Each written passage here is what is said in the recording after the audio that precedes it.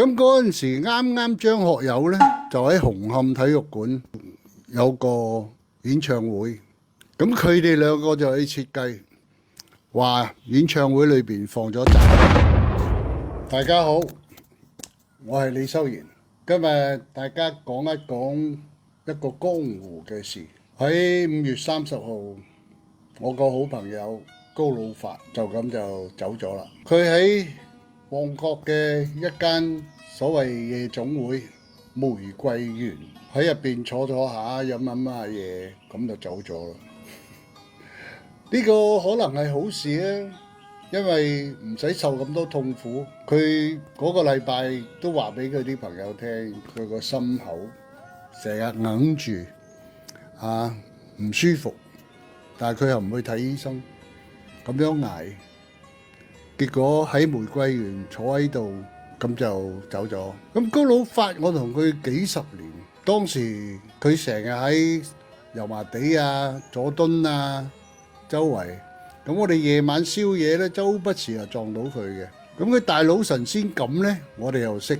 咁高老發喺水房裏邊都算得話響當當嘅人物。當時江湖有好幾樣事，就係新馬師曾家人喺度爭遺產，佢咧周不時陪住新馬師曾嘅老婆嗰一輪，幫佢搞掂佢嘅屋企嘅爭拗，點樣去將啲財產點分配。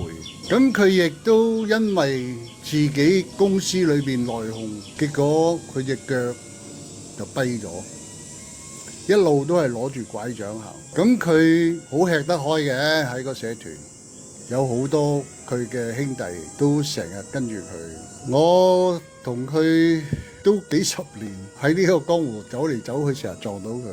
咁有一次佢就同阿老東就係要搞阿張學友個阿哥。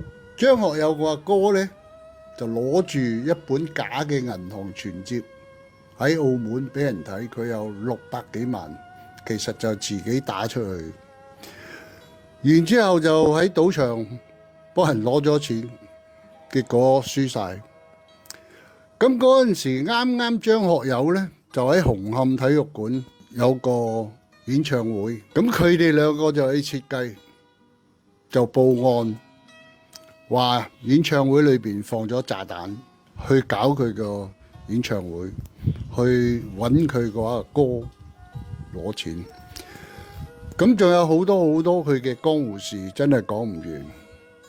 咁我都希望佢即係安安樂樂咁走，唔好再受一啲咩痛苦咩病瞓喺床唔喐得佢突然間走，有好多都話佢走得開開心心，啱唔啱啊？拜拜。